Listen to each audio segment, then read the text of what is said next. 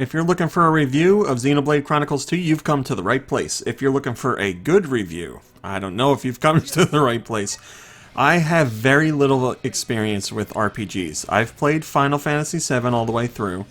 I've played Super Mario RPG, and I've played, Mario and Luigi games and Paper Mario games. But yeah, I'm not too well versed in the RPG category. There's some other ones sprinkled in there, but yeah, they scare me. They scare the hell out of me. I just, I feel like I'm too dumb to play them, but I am here to tell you about Xenoblade Chronicles 2, and perhaps I'll be able to give a unique perspective because I'm not so well versed in RPGs, so let me tell you about my time with the game. Let's be brutally honest here. When I was covering the Nintendo Directs for Xenoblade Chronicles 2, I was watching them and I'm like, I have no idea what's going on. I was watching the footage and listening to the narrator and I'm like, oh my god, there are so many elements to this game. I do not stand a chance. And I think the last Direct was just all about battle mechanics and I was like, this is way too much. I have no chance at making any sense of any of this, but I sat down with the game and I was like, alright, I'm going in pretty much clean slate because A, I don't play a lot of RPGs, and B, the stuff that I saw in those directs just didn't make sense, and I was like, is this because I don't play RPGs, or were people who do play RPGs also confused? But whatever, I went in and I was like, alright, let's give everything a fair shot. I'll just take the game as it comes at me, and we'll see how it goes. First and foremost, I have to applaud the tutorial for Xenoblade Chronicles 2. Now, you don't get it all at once, you get it as the game plays out, and it's spread over quite a long amount of time. As most of you who play RPGs know, you can be learning new mechanics like 20 hours into the game. But the way that these mechanics are explained to you, I think they do an excellent job because they don't give you information overload. And for someone who was scared at the beginning like me, this is perfect. So you get a little bit of information, and I don't know what it is, but the way it's worded, the way it's explained to you, made sense to me. I was like, okay, I get what's going on here. There may have been a few things where I was like, I'm a little fuzzy on it, but I'm sure it'll click when I actually put it into use, and it did. And I can't remember the last time when I needed a tutorial and it actually helped me. I can remember tutorials where I was like, well, I don't know what the hell it's talking about because it was just too much at once, or too many words, or it was just so confusing right off the bat I didn't stand a chance. But this tutorial, as it's sprinkled throughout the early hours of the game, did a fantastic job. I really came away at least with some basic understanding of how things worked, and I definitely needed that.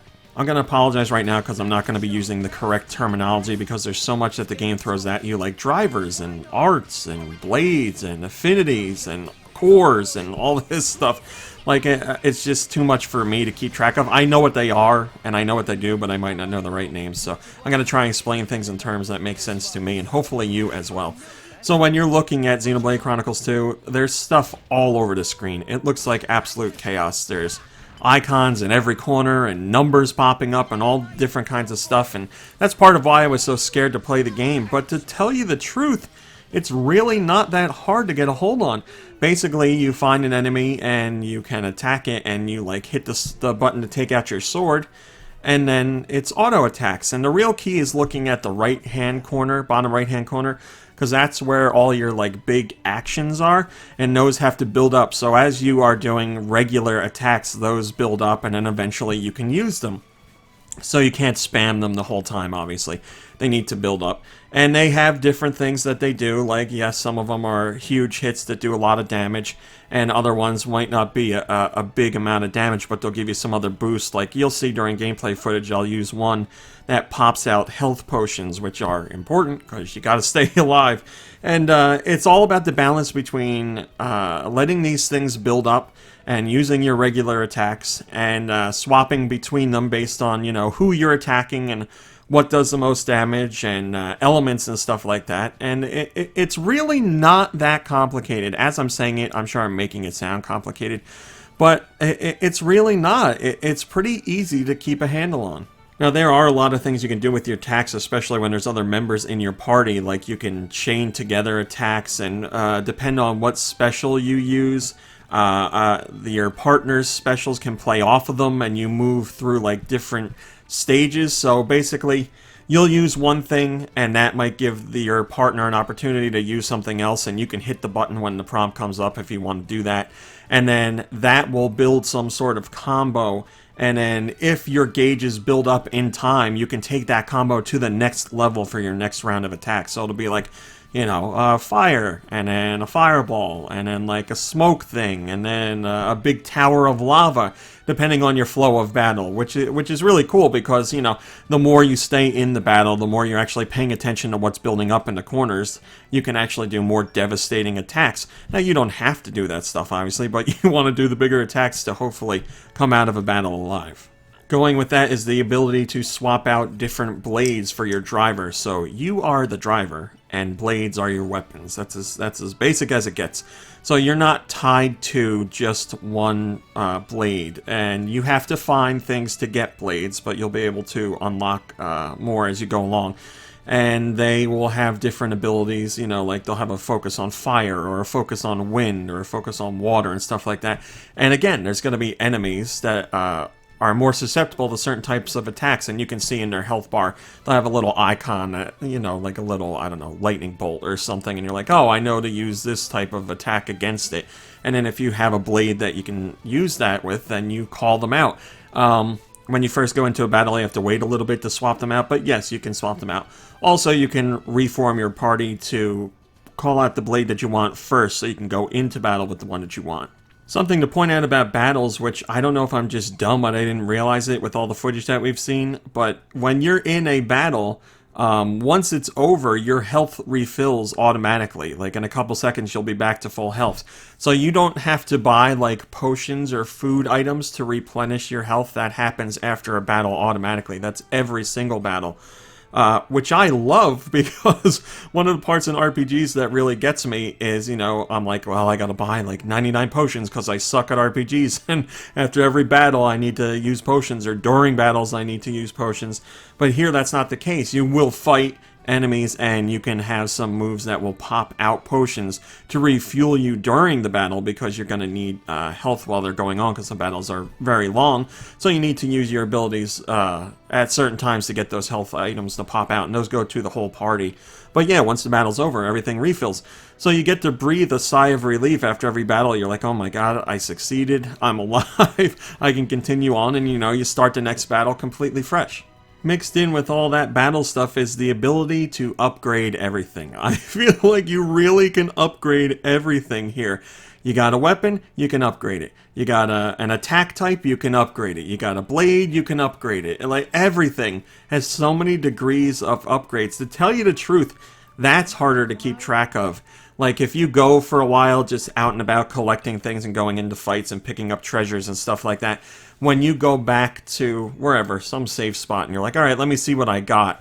You're like, alright, I gotta put this thing in my pouch, because that'll help me during battles, and then I gotta put this ring on, because this will boost my defense, and then I gotta add this thing to my weapon, this chip or whatever, because this will make it have more damage against plant enemies, and it just goes on and on and on. So it's not, it happened to me a lot. Like, I would go out and collect a whole bunch of stuff, and I would upgrade portions of my character, and then I'd completely forget to do other parts. And I'm like, I didn't even look at this part, because there's so many things to keep track of. And I guess having the ability to upgrade things is good, but that really overwhelms me. There's just so much there to sift through. And I forgot about some of it, and, you know, it'd take me dying a few times, and I'd be like, maybe I need to level up in a certain way, and I pour through the menus again, and I'm like, oh yeah, I didn't add this to my weapon, or oh, I didn't even upgrade my blade's abilities here, and, you know, that makes a big difference when you go into some of those fights. So keeping track of that stuff is super important. When you're fighting, you have the ability to, like, get one enemy's attention. Basically, you throw a rock at them, and they come running for you, and you fight them. Now, other enemies in the area, or creatures or monsters, because not all of them are necessarily enemies, but they may attack if provoked, or if you walk too close to them. So you could be in a fight with one thing, and you're like, let me just take this one thing on at once, because that's all I can handle.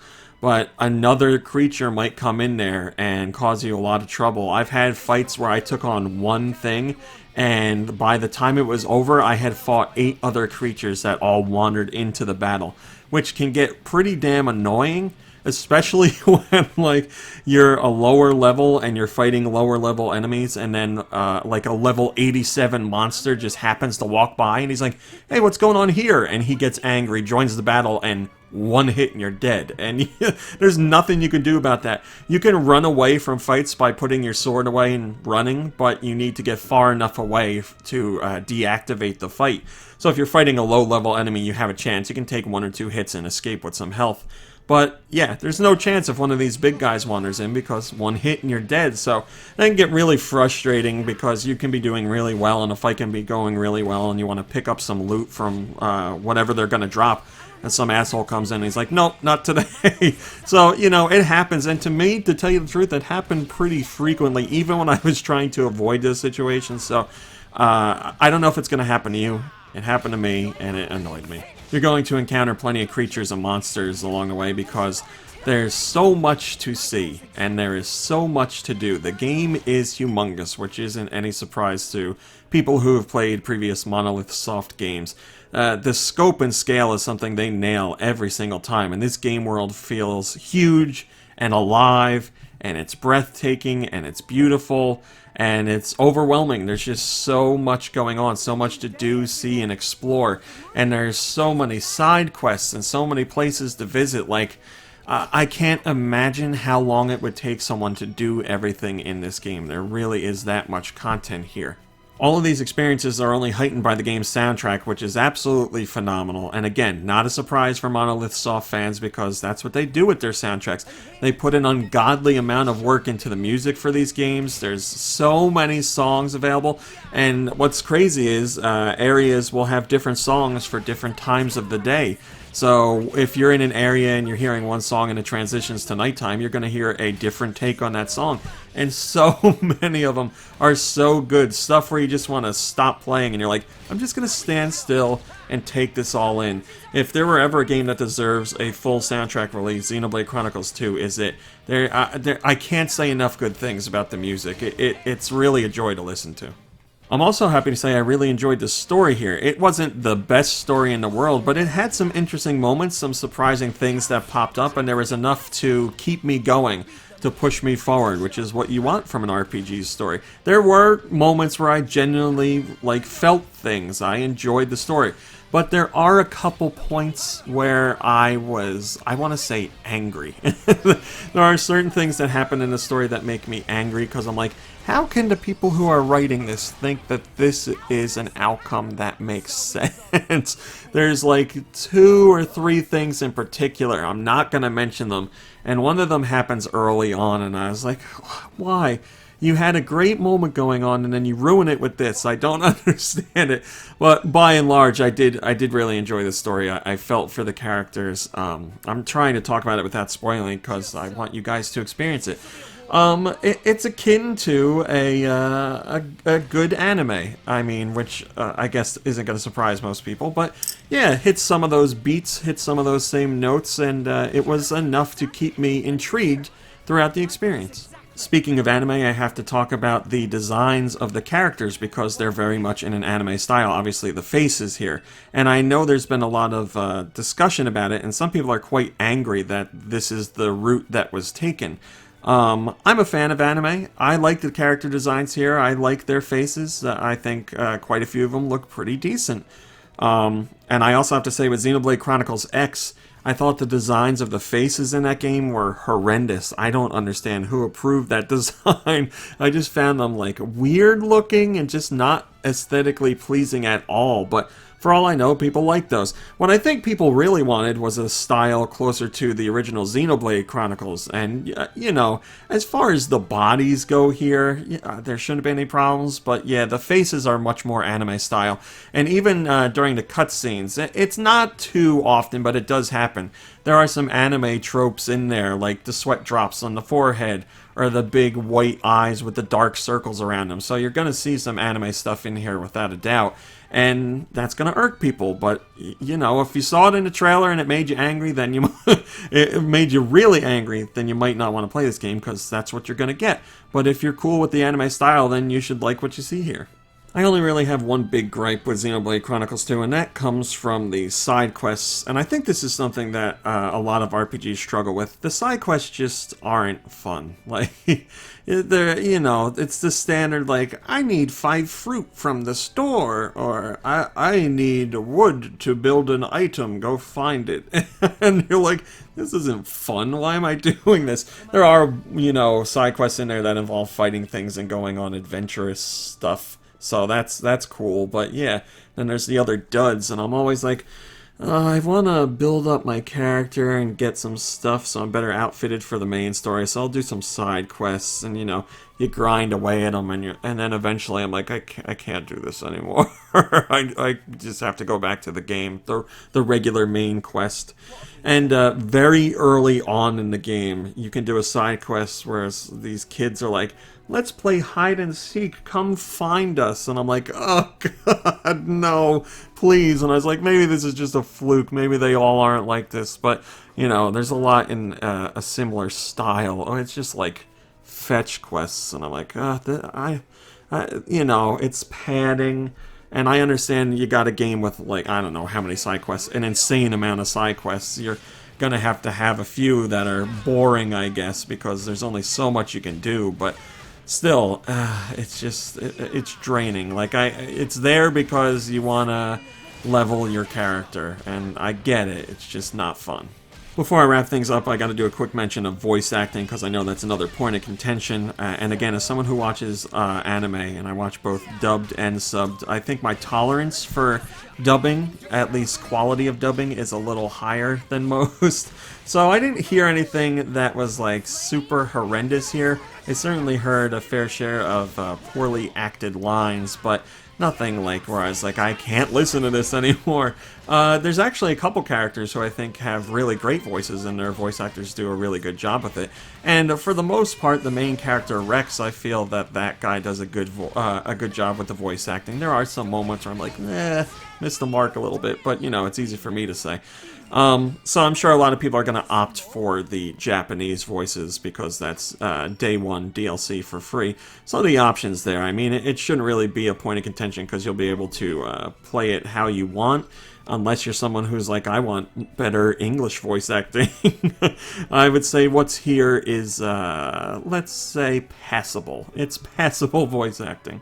I know there's a zillion other things you can say about Xenoblade Chronicles 2. I could probably talk about the game for 2 hours and still not cover everything that's in here, but hopefully my review has given you an idea of my experience, and I feel like I've covered most of the important bases here, and I've come out of the experience having really enjoyed it. Nintendo's been releasing hit after hit for the Switch. It seems like there's a new one every month, and I feel this game is worthy of continuing that trend. I really enjoyed it. The story was engaging, the combat always felt fun, and like I said, I didn't expect to be able to handle it at all, but thanks to the wonderful tutorials that came up, I understood it. Like, when I was in battles, I was like, not only is this working for me, but I understand it. Yes, I died a lot, of course, because I don't play these type of games a lot. But when I died, I was like, oh, maybe I could approach this in this way, or try and string these combos together. So, like, things that were being told to me and I was trying out on the battlefield, it was clicking, it was coming together.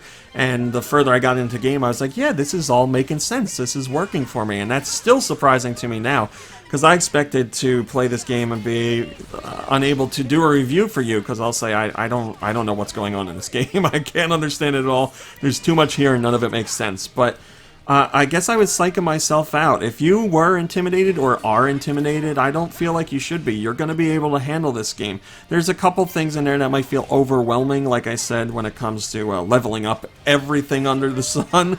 But as long as you keep tabs on that or remember that that option is there, you should be good to go. So, a fun story, an endearing group of characters, an enjoyable experience with grand scope and scale. It's fun. It's everything I think people look for in RPGs. I could be wrong because I don't play them, but yeah, if you liked what Monolith Soft has done before, I feel like you're going to get that here, but even more enjoyable.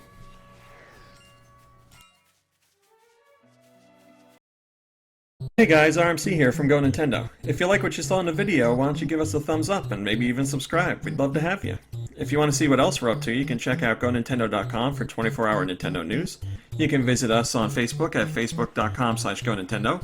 You can check us out on Twitter at twitter.com/GoNintendoTweet. And we're even over on Instagram at instagram.com/GoNintendo. I put all the links in the description just to make it easier for you guys to follow. Thanks a lot.